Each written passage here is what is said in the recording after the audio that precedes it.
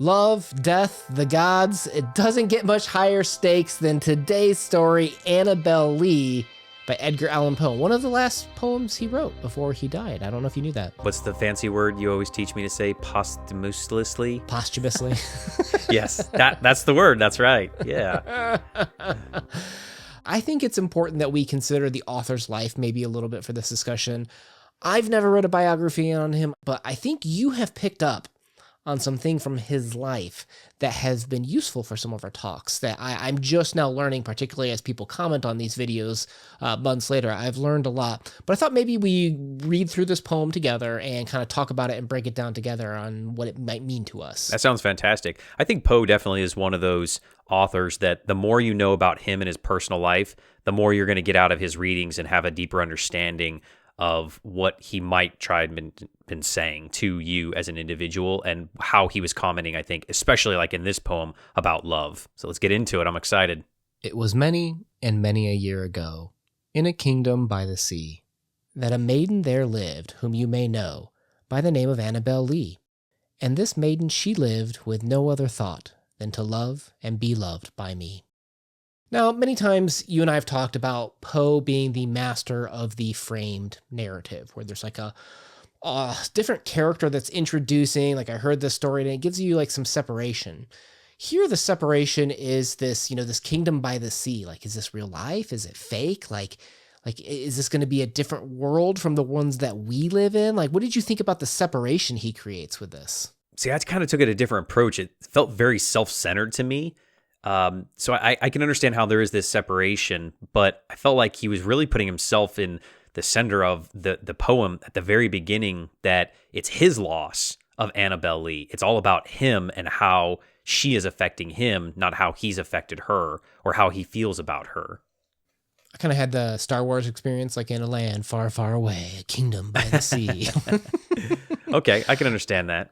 I will say this, that some critics do use the word fairy tale to describe the atmosphere or tone of this. So maybe let's kind of explore a little bit about how like you took that and what that means in this context. So when you say the word fairy tale, do you mean that it's fantasy or that it's not true story? Because the story, like many Poe stories, feels very gothic to me, like a gothic fairy tale, like Brothers Grimm type idea. The papers that I was reading, the person analyzing it kind of discussed this idea of separating for what reason? Like he was kind of exploring that too. Is it because of madness? Is it because there's a different rule system to this world? We're going to notice that maybe some things are behaving ways that they don't in ours, or maybe we should question as to why it's being positioned that way. Let's walk through this next few lines here, and maybe it'll become a little bit more clear. I was a child, and she was a child, in this kingdom by the sea. But we loved with a love that was more than love, I and my Annabel Lee. With a love that winged seraphs of heaven, coveted her and me. So it's kind of interesting that they were young, but they're being admired by these seraphs of heaven, right? Like the idea of gods envying human love. Like isn't paradise supposed to be the end game? Like everything's perfect in paradise. Like how could they look down on earthly love and be like, oh man, I wish I had that. Like that's kind of interesting to me. Well, I think there's a couple of things here to note is that he's starting off very innocent and young. And I think there is something that's very genuine, maybe even more genuine about a young love because it has no strings attached. And then I think as it pushes forward, as godly beings are looking down upon us, they're jealous because I think that there has to be a sense of mortality that love is finite in our world, where if it goes on forever, it kind of loses its luster after a while, right? But if you know, hey, I'm only going to get 40 or 50 years with this person, and I'm going to love them to the best of my ability and give them my all, I think that gives something a little bit more meaning. For that flip of this, of these being angels, these seraphs in heaven that are coveting this love down on earth, shouldn't the angels have that permission of infinity? Shouldn't the angels not covet something short term even? Like if this is just mortal love, shouldn't it be lesser than perfect love in a sense? Why would something that isn't cursed by like a limitation, if you will, like the fact that life is limited here, This kind of approaches that feeling that with those vampire stories, like when they're living forever and they start to realize life is dull, right? Like they want to die in a sense, right? Is the short term or brevity or youth of love something that makes it more attractive even? We've talked about love before, and we try to say, how do you define it? But I think there is something there of, if you can't define it and it's not perfect, then it does feel more real, because love takes work. You can say, oh, I love this one, they're my soulmate, and that's all good. That's wonderful. I applaud you to that. But I think that if you have to work more towards something, you are more appreciative towards something. And it's just kind of like, oh, I'm going to give you this perfect love, then it seems disingenuous, where if I have to work towards this, I feel like it's going to have more impact in my life. And I think that's what I kind of took out of this, of what Poe was speaking to me.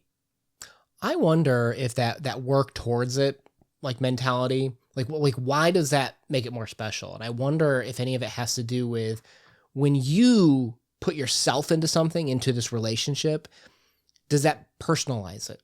Right. Like if love was just given to you, if someone just came up and you two are just in love, like that seems great, but where are you in that picture, right? Like there should be contribution and efforts and work on your end that adds to the story of love. Otherwise, it's something given to you and it's not something that you're a part of and created too. And I think that kind of takes us to the next part of the poem, right? Is where if Annabel Lee is Poe's Virginia, then is he having to work really hard for this relationship because of the nature of their relationship? Oh, well, let me add in for readers at home, because maybe they're like me. I don't know as much as Poe as you do. So I actually just learned with looking up some stuff about this poem that Poe was publicly married to Virginia Clem when she was 13 and he was 27. And you've made some comments before about, and it was like his first cousin or something like that. You've made some comments before, like exactly. when we did The Fall of Usher. I had no idea, right? So I'm not trying to say that Poe's injecting, his personal life into it, but we must be informed that he did view young love as something that existed, right? Like when she was 13, like this has to be in the realm of discussion. And in this poem, these two characters are very young. And because of that youth, because of that energy, that's why angels covet the love. Like an interesting choice of words, because I don't usually think of angels coveting things. Especially from, us weak humans. But I think that, to our point, back to the idea of that this takes work, is they're first cousins. They see themselves maybe as family. And of course, this was written in a different time period where that was a lot more acceptable to marrying people inside of your family. But still, he saw her as someone that was maybe not of a romantic love, just this is family love, like a brother-sister type relationship. And so he's having to work towards it. And it may be coming out in this poem. At least that's how I see, is that the narrator and Annabel Lee are having to work hard on their relationship. And I think that's why this love feels so good. At least it did to me. Okay. Now the next line, and this was the reason that long ago, in this kingdom by the sea, a wind blew out of a cloud, chilling my beautiful Annabel Lee, so that her high-born kinsman came and bore her away from me, to shut her up in a sepulchre in this kingdom by the sea. So sepulchre, quick definition for those that don't know, small room or monument, cut in rock, built of stone, which a dead person is later buried. A grave, a tomb, right? Like a tomb. A little bit nicer, though. Yeah, I had to look that up as well, so don't feel bad, readers. All right, so let me ask you this line right here. So that her high-born kinsman came and bore her away from me. Who are these high-born kinsmen in your mind when you're reading this? Well, because we were just talking about the idea that these are the angels, right? They're the ones that are coming to, because they're jealous, so the angels are coming to steal her away from the narrator. That's all that I think is that had to be the gods or angels, right? Oh, fascinating, because that's what I read in some analysis too. When I read it, me, in a room by myself, just reading this said to me, higher class, her kinsman. So that's when I started to think, oh, because, Poe writes all the time about the class divide, about the poverty line, right? And what what is stronger than the poverty of mine? Like why would a rich person marry a lower person, right? It's the great fairy tale story. If you decide to read this in a fairy tale method, you don't have to.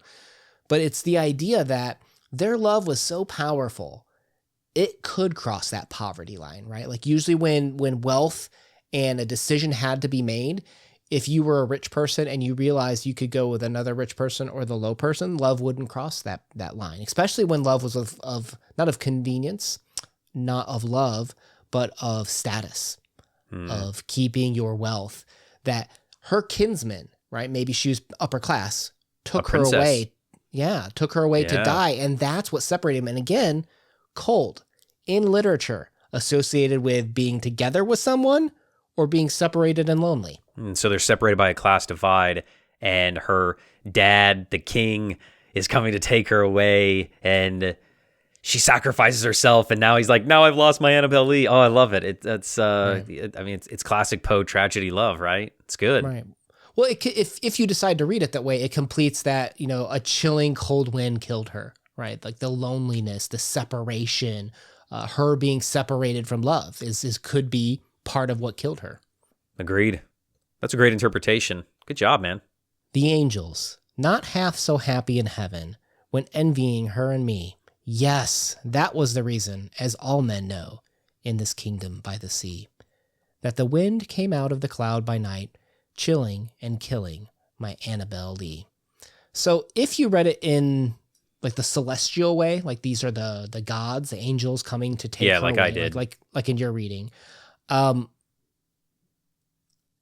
you have an undetectable, invisible force, right? Like how do you know that's the case, that's what's taking her away? And I think it's interesting that, okay, so if we think it is celestial, that like that's the first thing our minds go to when we blame, when something goes wrong and we can't explain it. Oh, it's the gods almost even. Like how did you take the passing of her at this point in time? Yeah, the traditional way, I guess, of seeing that it was the gods were jealous, so they struck her down. But I like your idea that if it's more in realism of this class divide, maybe she's sneaking out to see the narrator for love, and she gets like pneumonia, and that's what kills her. So I'm just, my brain's kind of going of kind of following your more realistic view and not taking this fantasy approach of the angels and the gods striking her down. I kind of like it better. It makes it feel more genuine, more real, like we were talking about earlier. Here's another way to talk about it is you can't talk about apple pies without apple. You can't talk about Poe without madness, right? Let's read this next line here. But our love, it was stronger by far than the love of those who were older than we, of many far wiser than we, and neither the angels in heaven above, nor the demons down under the sea, can ever dissever my soul from the soul of the beautiful Annabel Lee. For the moon never beams without bringing me dreams of the beautiful Annabel Lee, and the stars never rise, but I feel the bright eyes of the beautiful Annabel Lee. And so, all the night tide, I lie down by the side of my darling, my life and my bride, and her sepulchre there by the sea, in her tomb by the sounding sea. So, apparently, some people have even asked the question when he's lying there down by the sea, and he's, not separated from Annabel Lee. Is he actually there? Like, are we going full Rose for Emily, like by William Faulkner, where he has like her body, or he's just sitting outside the tomb and he's lost it. And all he can do is just sit there to try to be by her. And he sees her in the moonlight. He sees her in the sea. Like the idea that he's losing his mind because all he can see now is his lost loved one.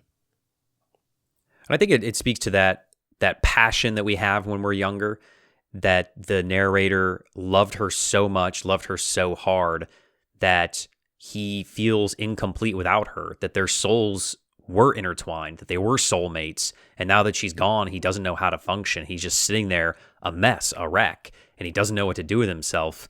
And I love how it gives it that sing-song quality of all of the rhyming of Annabel Lee and the sea and me. And I feel like all of that kind of twisted together gives you that this guy is just sitting there on the beach next to her monument and just a blubbering idiot. Yeah. I almost even want to pay someone like on Fiverr to go create the song. Remember that Huey Lewis in the News, The Power of Love song? The power Yeah. of... I want to do that with Annabel Lee. I don't know why. I just think that would be entertaining. The Annabel Lee. So critics want to know, is this him writing about his Virginia Clem? Is this just writing about a young love? Like, no matter how you take it, whether it's that or a commentary on the gods, or even how we blame the gods for things that we can't understand, or how we lose our mind when we lose loved ones, you can't deny the very human element that Poe brings to every single piece that he writes. And I thank you for pushing me to get more into Poe, because every single thing that we read is just fire now from him. And so now we have to commit to a novel by him, right? And really jump into the deep end of Poe. Oh, I guess he did write a novel. It says the narrative of Arthur Gordon Pym. I don't know. We'll do some more research. You let us know in the comments down below what you would like to see us cover by Poe, poem, story, or I guess novel perhaps. Next, my name's Ben Una. Thanks for spending time with us. Peace.